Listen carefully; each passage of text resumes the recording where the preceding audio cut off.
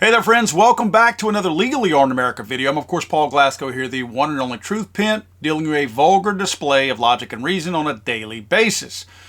Wild stuff. Today, we're just going to make it a free-for-all Friday, right? If you want some good deals on Gideon products, go to their website, Gideon Optics. To me, has some of the best optics out there on the market right now at a price that's not going to break your bank. They're not the cheapest out there, but they're certainly not the cost of some of these out there. It's going to get you into a red dot, a nice optic, even some etched reticle optics that they have at a much more competitive price that you might find in some of the more popular brands out there. Gideon's blowing up though. My friends over at Gideon are doing a very good job. Again, go check them out, Gideon Optics. Use my code FTATF to receive immediate savings over there. I don't have a lot of deep dive for you, but I do have some somewhat breaking information for you that by now most of you have heard of, but it's worth mentioning. Trump was trying to put all the Epstein stuff behind it. And you can hate on me all you want. A lot of you guys who can't handle anything negative about Trump because he's your Lord and Savior, you get mad at me in the comment section. Look, I gotta tell you guys, I don't care. I don't care. The comment section is there for you guys. If you disagree with something I say, whether it's an opinion of yours or not, post your comments down below. I don't care about that.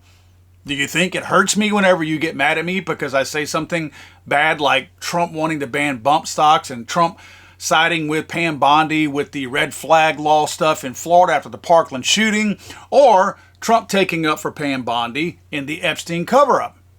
Get mad at me. I'm right on this one. I'm on the right side of this one. Well, apparently, it's not just me. We've been talking the last few days about Pam Bondi, Patel, and Dan Bongino. And I got to tell you, man, back when Dan Bongino and Patel came out talking about the Epstein stuff, if you remember, and I think he's going to have to explain himself at some point, Dan Bongino said, I've seen the video, Epstein definitely killed himself, and now, supposedly, he's supposed to support Pam Bondi, right? In this absolute debacle of a cover-up. And I'm not calling it a press release. It's a cover-up. They're covering something up. I don't know what they're covering up. I'm not privy to that information. It's a cover-up, though. I know that.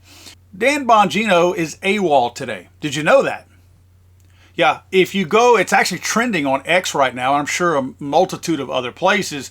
You can scroll and find everything. Let's see. Breaking, Dan Bongino is now considering resigning as FBI Deputy Director after a dispute with AG Pam Bondi over the Epstein files, multiple outlets report. This is from CNN.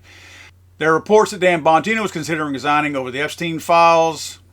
Breaking, Deputy Director Dan Bongino has told people he is considering resigning after being outraged over Attorney General Pam Bondi's handling of the Jeffrey Epstein files release.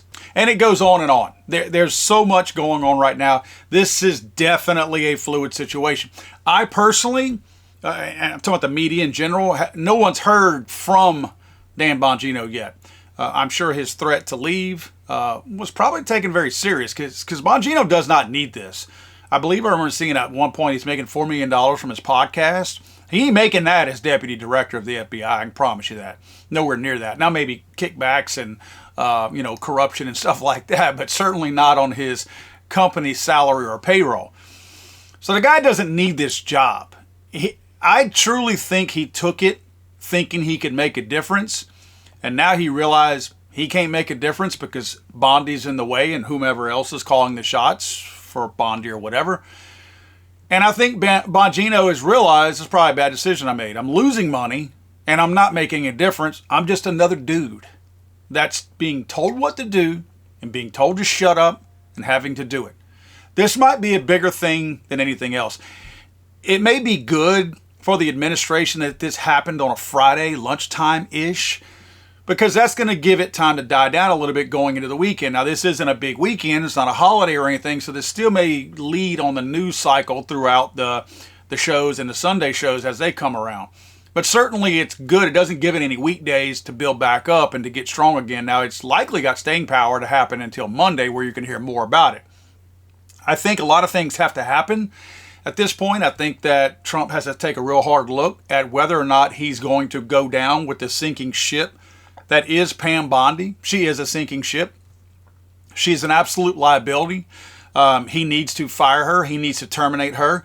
I think the respectable thing to do for most of these politicians is to let that person resign, because I think when you give them the dignity of letting them resign, they're less likely to stab you in the back. Less likely. I didn't say they wouldn't. They're less likely to stab you in the back and be the next whistleblower or leaker, right? At least you gave them that dignity so they feel like, oh, well, he didn't throw me under the bus.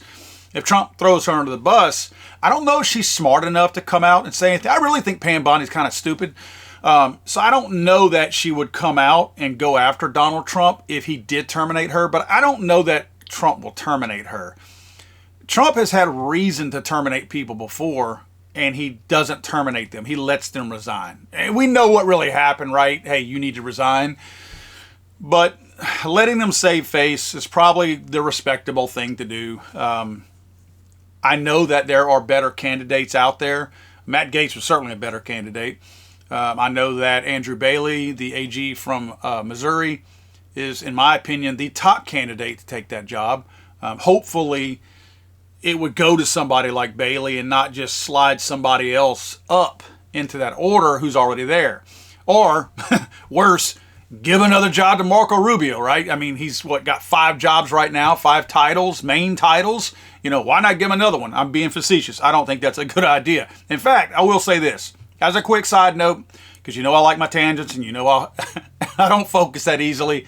Marco Rubio, out of all the crap that's been happening, he is, to me, the biggest surprise and an absolute shining star. This dude has done a really good job. I had very low confidence of him, and I haven't agreed with everything he's done in the past. So I already was not a fan of Marco Rubio heading into this. I had low expectations of him as Secretary of State. He's done a really good job. He's handled the media perfectly. He's done it with an edge. He's put them back in their place. He's not trying to play word games and nicey-nicey with them. He lets them know what's up. He tells them what time it is. And he puts them in their place super fast and very aggressively. And I love that because I'm tired of the pitter-patter. I'm tired of all the dancing around when somebody doesn't answer a question or when somebody asks a really dirty, crappy, snide question. People dance around it. No, Rubio goes right after him. But again, that's my tangent. Rubio's done a good job. Please don't put more work on this man. I think he's doing good as it is. But something has to happen with Bondi. It just has. She's not worth holding on to go down. Hell, even if she was doing a good job and all this was happening to her, all the negativity surrounding her, she's not worth going down with. Like, some people are worth holding on to. Like, no, that's my ride or die. That's my boy. That's my girl right there. Not Pam Bondi. I mean, why would you go down with a sinking ship with her? Grab the life jacket and get out. Let her go down. She deserves it. This is where the rubber hits the road. And in this case, she's not worth salvaging. There's nothing she could do. If she came out with the Epstein stuff today, it's not worth salvaging. In fact, the gun community, we all have very low expectations of her just because of her past regarding the Second Amendment. So I don't think she can ever get to where we expect her to be unless she would come out and renounce everything negative that she's done and not just say it, actually make positive changes regarding the Second Amendment and the ATF. She ain't going to do that. So it's absolutely a waste of time. She needs to go. We need to get Andrew Bailey in there, and we need to get this country moving forward again, if that's even possible. With the stuff that we've seen over the last couple of weeks, I don't know. I mean, I certainly, again, am not privy to that kind of information, but there's things that have happened that I can't explain. Now, more on the Epstein stuff, because I ain't letting it go. There are young people who were harmed and abused. They claim thousands of victims. You cannot tell me that Maxwell is sitting in prison right now because she trafficked 1,000 victims to just Jeffrey Epstein. Don't even tell me that with a straight face. Don't even hint at it, because it's a lie.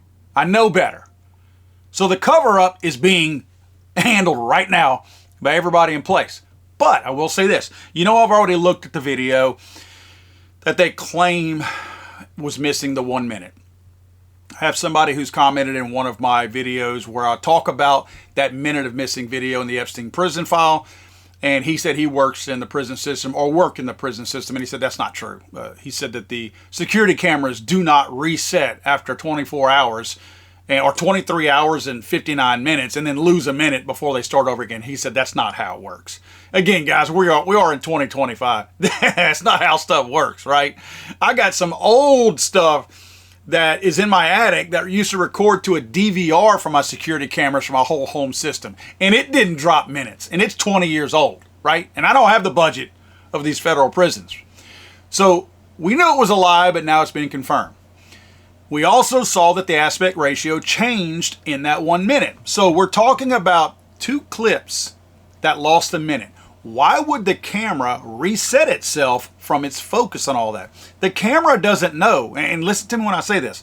The camera is a piece of it. You guys, I'm gonna simplify this, but I'm doing it for a reason. You have the camera, which is one component, and you have whatever communication wire goes back to it. I doubt it's Wi-Fi, I'm sure it's communication wire. Then you have your DVR, whatever device, cloud, or whichever that's housing all of that data, that video. Now, based on them claiming that it's old technology and it drops a minute, surely it must be going to a DVR, right? So you have these 2 components. If the DVR is over here in a totally another part of the prison and it resets, and I'm going along with their little scheme here that it drops a minute after 23 and 59 minutes. So if it does that, if the DVR drops that, the camera doesn't know that. Power to the camera doesn't cut off. The camera doesn't know that on the other side of the property that the DVR is all of a sudden resetting for 1 minute and then it comes back live. It doesn't know because that stream stays steady going to that DVR. So even if you're thinking it's like turning a switch off and back on and then the TV has to go, no, that's not what happens. The camera never turns off. So the camera's running constantly. There's no aspect ratio change or anything. So the fact that that did change aspect ratio, we know that somebody manipulated that video. My thing is, if it truly dropped a minute, why did you manipulate the video? There was no need to.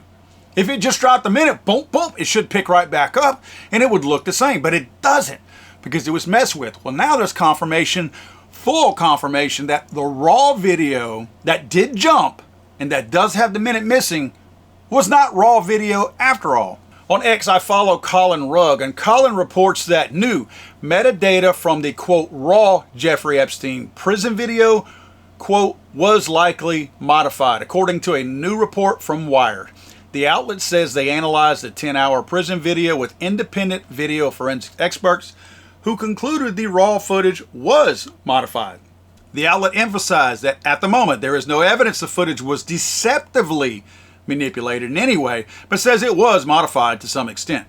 Now we knew that, but it took forensic guys to go in there and do it. And if you read the article, it's pretty interesting. They go in there and explain what all happened to it. They could even tell how many times it was saved and uploaded. Thought that was pretty interesting how you think that whenever you're manipulating video that when you hit that save at the end of it, all it knows is possibly what time and what day you saved it, but apparently keystrokes and all kinds of other little garbage, and again, I may be speaking incorrectly, but I do know it specified how many times the file had been saved before it was uploaded and viewed. So it's pretty interesting to me. Again, they simply confirmed what we already knew, that this video was manipulated, the raw video. Remember, they put out that they were releasing modified video that had contrast and things like that to make it more clear, which you're looking at the back of somebody's head. And then you had the raw video. The raw video was not raw video. It was modified. It was manipulated. And I still ask, why? Why? Guys, hope you have a good weekend. There's a lot of weirdness going on right now. I've got some really interesting videos next week that I'll be putting out. A lot of reading that I'm doing right now to get some research and hopefully some good data. I'm doing a little bit of research on some weather modification technology out there, and I want to share that with you guys. It's pretty interesting stuff. I mean, obviously it happens. We all know that it happens. But to what degree and what extent does it actually happen? And how does it really affect weather in these particular areas? We're seeing oddball weather stuff all over the place. I know weather's cyclic. I get that. And I totally agree that it is. Temperatures, rainfall, all that kind of stuff is cyclic.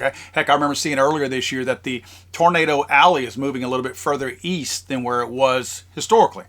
So I understand that things change. I'm not implying man can have an impact on weather to a certain degree, but one thing I want to make really clear, and I'm not going to go into the weather modification in this video, but one thing I want to say real clear, and we can't have it both ways. We can't say, like the left-leaning wackos about the climate change, we can't say that man cannot affect the climate to a degree that it starts doing all these things like global warming and whatnot, emissions and all that kind of stuff. We can't say that all that is bunk because we think that man cannot affect the climate at that scale, because the climate is so much bigger than us. Just to think that a couple of cows farting is going to change the atmosphere is stupid. The atmosphere, if you look at it, we only occupy a very small portion of the world. There's no way that we impact the environment like they say we do. But we also have to be careful when we talk about weather modification that we don't flip and go to the other side and suddenly say, we do affect it enough to where we're creating all this stuff. Do I think all these massive floods are 100% a product of somebody modifying the weather? No, I absolutely don't think that. Do I think it might be a part of it? I do. I do think it may be. I don't know that it is, but I do think that it can be, especially all the evidence that shows where these weather modification, cloud seedings, and all that are. So I do think that it's part of it. But again, I think we have to be cautious and make sure that we look at it with at least somewhat of an unbiased eye and say that, well, if we don't agree with that mess, then we can't buy in wholeheartedly with that. We need to step back, take it all in, and look at it. And I do think, obviously, we know the technology is real and it's actually happening, but how much of an impact is it actually having on these weather events that we've been seeing lately? Guys, hope you have a great weekend. I will be back tomorrow. I'm working on the book. I'm almost finished with the book. I might show you guys the cover tomorrow. A really dirty kind of picture of a monitor. I don't have the actual artwork with me, but I may show that to you because I'm excited about it. The artwork turned out unbelievable. My friend over at Rubio Firearms, Anthony, he's worked with me on this, and artwork's cool. It's really cool. So I'm very excited about it, and I want to share that with you guys. So I may show you some very dirty line-ish, I guess, unreleased version of the cover art right now, just so you can kind of get a feel of it, because, again, my excitement level is up here right now. The book will be debuted at Goals in Knoxville, Tennessee next month. So look for it there. There will be a book signing for my book. I will tell you the title, the working title right now, and there's more to it, but Damn Liars is the name of the, that's the working title right now, Damn Liars. And of course, again, there's subtitles that go along with that. I can share that with you later. But that book signing will be 3 p.m. on the Saturday of Goals in Knoxville, Tennessee. That will be the first time anybody's going to be able to get their hands on the book. And the book, if you want to go to get a book, one of the first copies of it, those books will be free. I've teamed up with GOA, Gun Owners of America, and we are giving those books away at Goals. So you better get in line because those books are going to go fast. Not a penny is going to be spent on them. So you get in line, and if you're the first, however many, I don't know how many books we're actually going to send up there, but however many that is, it won't be just 20. We're talking about 100, 200, 250. Last time we gave away 250 books at Goals last year, my first book, and I think they went, that's including signing. I signed all of those probably within 15, maybe 20 minutes, and they were gone. And I felt bad. There were still some people there who didn't get one. So I actually mailed some books out to them later on.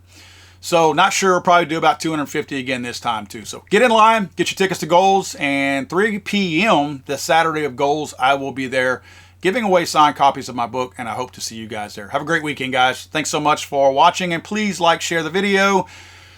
It's good to get that message out there. Thanks.